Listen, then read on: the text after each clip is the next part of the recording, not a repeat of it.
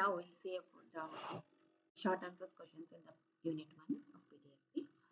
Okay, the first question, define probability. So we are having different definitions. First, we are defining the probability regarding the classical approach. So as we studied in this school is the same. It is based on a theoretical approach, which means without experimentation. Here the total outcomes of a random experiments is calculated and the probability of an event A is calculated by finding the number of favorable outcomes of event A. Okay, so P of A is equal to N of A by N, where N of A is the total number of sample points in the sample space and N of A is the number of favorable outcomes of, that is the favorable outcomes divided by the total outcomes. Okay, so if you see one example, tossing a coin. So sample space, we are having head and tail. Here N is equal to 2. So if I want to calculate the probability of head, so probability of head is the favorable outcomes is here 1. So 1 divided by 2. So P of T is the probability of tail is equal to, so that is the, so here 1 by 2. Probability of getting the tail, that is the favorable outcomes is the 1 divided by 2. So that is 1 by 2. Okay, this is the classical approach definition. Remember that this formula.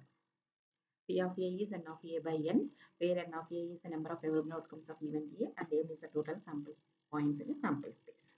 Okay, if you want, if you 2 marks is there, then you can write this as example. Okay, definition and example. Now introduce through relative frequency. What is the definition of probability through relative frequency means?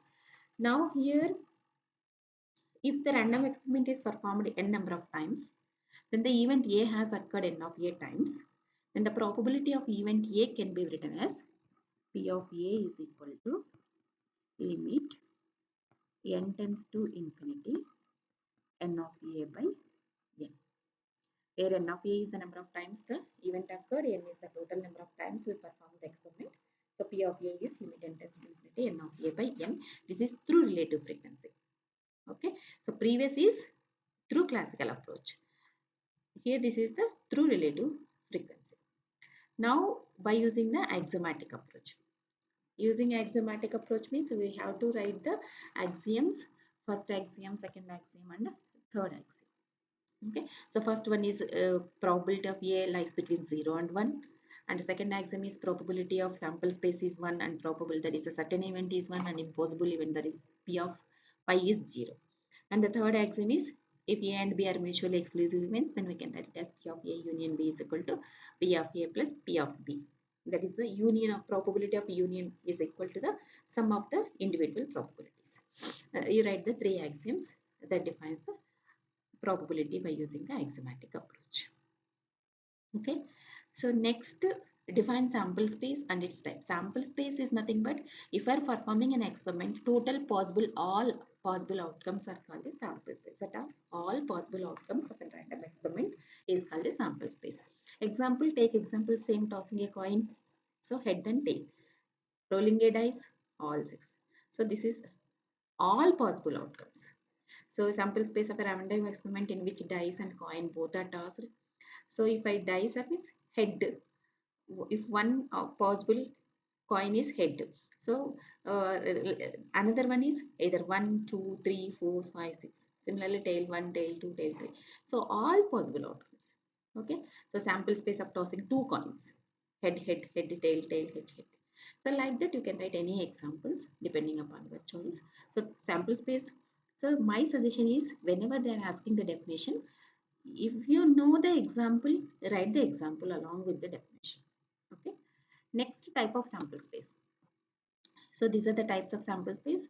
Discrete sample space. In the discrete, again we are having finite and infinite and a continuous sample space. Okay. Discrete sample space means if the sample space consists of discrete set of samples. So whatever we are having the samples, those are discrete. Okay, then it is called the discrete sample space. So again in the discrete, finite means that number of samples in the sample space are countable, finite. Okay, infinite means infinite number of. Okay, continuous sample space means if the sample space contains the continuous, it's not the countable, it is continuously we are having the values, then the sample space contains infinite number of outcomes of sample space. Okay, so this is about the types of sample space. And next question, define event and different types of events. An event is an outcome or set of outcomes of an experiment. Okay, so that is called an event. If you see total sample space, this is the sample space. We're having, these are the outcomes. Okay, these are the outcomes. We can say this as an event. This as an event. Means some one point may also call it as an event. An event is an outcome or set of outcomes of a random experiment. Okay, so that's why you call it as it is subset of sample space. Different types of events, again mutually exclusive events, certain and impossible events, equally likely events, exhaustive events, and okay, these are the different types of events. So if we say equally likely events means if one of the events cannot be expected to happen in presence of the another, then such events are said to be equally likely, or each outcome of the random experiment has an equal chance of occurring. So if you see tossing a coin, probability of getting head and tail both are equal. So their probability of occurrence are equally likely. That is the meaning of equally likely, meaning that one event cannot happen in the presence of another. If you toss a coin, both head and tail cannot occur at both the sides. If a head occurs, then tail won't occur. If tail occurs, head won't occur. That is, if the events cannot be expected to happen in presence of another, such events are called equally likely. So if you're rolling a dice, 1, 2, 3, 4, 5, 6, if one occurs, then 2, 3 and remaining won't occur. So that's why each are having equal probability as 1 by 6, 1 by 6. Okay. So exhaustive, a set of events is said to be exhaustive if it includes all the possible events, then it is called as a exhaustive event. Then mutually exclusive events. Two events A and B are said to be mutually exclusive. They can't occur together. They won't occur at the same time. If the occurrence of one of the events precludes the occurrence of all others, then such set of events is said to be mutually exclusive. Okay. If you are not able to remember the definition, at least you write this formula. A, that is the P of A intersection B is 0. That's why you got it as P of A union B. Normally, what is we are having P of A union B is P of A union B is equal to P of A plus P of B minus P of A intersection B. Okay, so P of A intersection B is the same. The same example you can take, tossing a coin. Tossing a coin. Both head and tail cannot happen at the same time. So next, define joint probability. So write the definition of joint probability, that is P of A intersection B. Remember this formula, limit n tends to infinity n of AB by n, where n of AB is the number of times both the events A and B occur, n is the number of times we perform the experiment. Next, what is conditional probability? So conditional probability, whenever they ask the definition, you write both the conditional probabilities P of B given A and P of A given B. You write the formula P of B given A is equal to P of A intersection B by P of A. Similarly, here P of A given B is equal to P of A intersection B divided by P of B. Okay, probability of B given A. That the probability of B given that event A is already occurred. Here this is the probability of A given that event B has already occurred. Next, total probability. Already we know the definition. You write the definition. So don't remember to write this formula. This is the total probability and explain the remaining steps. Okay, this is about the total. The Bayes theorem. So normally whenever we ask the Bayes theorem, they are writing P of A given B is equal to P of B given A. Don't write that one. You consider n number of events for B. Okay, the same whatever here we listed, we have to write the same definition. P of B given Bn given A is equal to this one. This is about the Bayes theorem. And when the two events are said to be independent events. So the two events are called independent if the probability of occurrence of one event does not affect the probability of occurrence of the other. So that's why here if you see the conditional probabilities P of B given A, we are saying that occurrence of one event does not affect the other occurrence. Here P of B given A means the probability of B already A has occurred. Here we are saying that does not depends upon other. That's why P of B given A is P of B, P of A given B is equal to P of A. If you remember these two, then you can write it as P of A intersection B. So that is P of, if you remember, P of A B given A is equal to, what is the formula? P of B intersection A divided by P of A. So then I can write it as P of B intersection A is equal to P of B given A into P of A. So here P of B given A is equal to P of B. So P of B into P of A. That is, the joint probability is equal to the product of the individual probabilities. At least write this.